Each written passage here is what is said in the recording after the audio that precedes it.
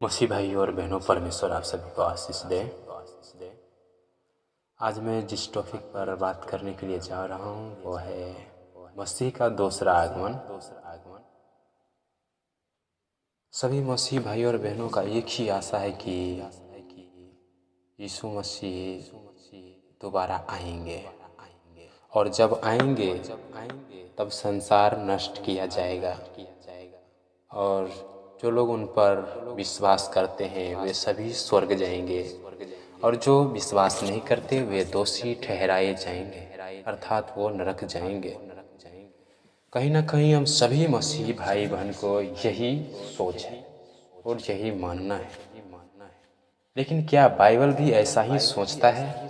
क्या बाइबल में भी ऐसा ही लिखा है कि जब मसीह दोबारा इस धरती पर आएगा तब संसार नष्ट किया जाएगा, और जो भाई बहन उस पर विश्वास करते हैं वे स्वर्ग जाएंगे, और जो विश्वास नहीं करते हैं वे दोषी ठहराए जाएंगे, अर्थात वे नरक चले जाएंगे।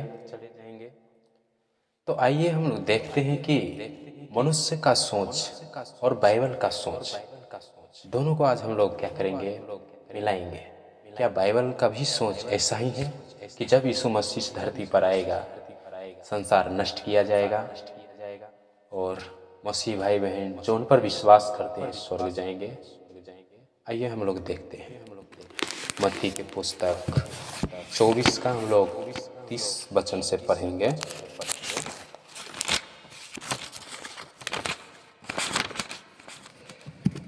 मत्ती 24 के 30 में लिखा हुआ है, तब मनुष्य के पुत्र का चिन्ह आकाश में दिखाई देगा, और तब पृथ्वी के सब कुलों के लोग छाती पीटेंगे और मनुष्य के पुत्र को बड़ी सामर्थ और ऐश्वर्य के साथ आकाश के बादलों पर आते देखेंगे। वो तुरही के बड़े शब्द के साथ अपने दूतों को भेजेगा, और वे आकाश के इस छोर से उस छोर तक चारों दिशाओं से उसके चुने हुओं को इकट्ठा करेगा।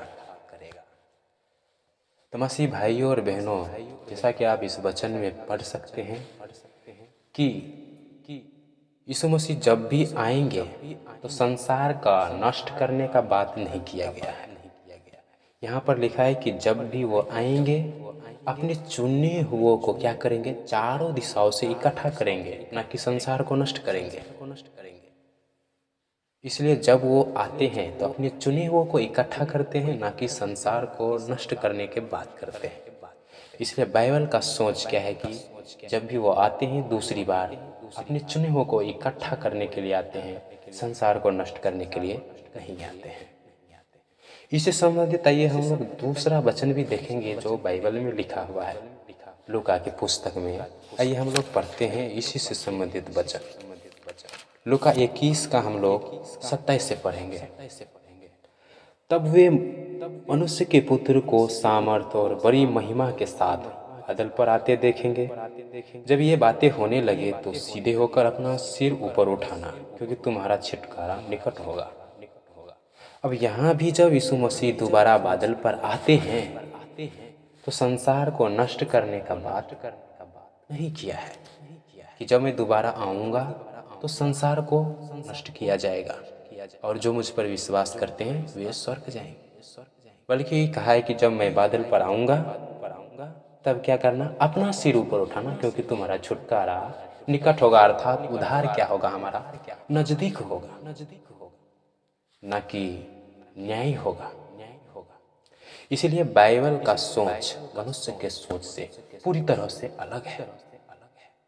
बाइबल का सोच और मनुष्य का सोच नहीं मेल खा रहा है।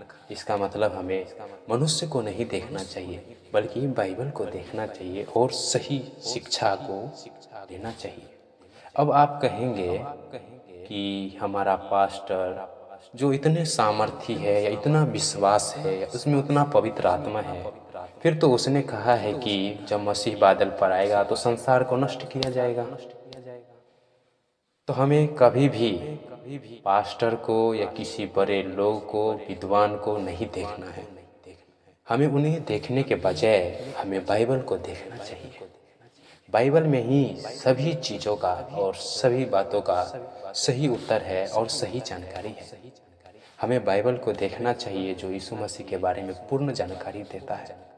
इसलिए बाइबल का सोच और मनुष्य का सोच पूरी तरह से अलग है।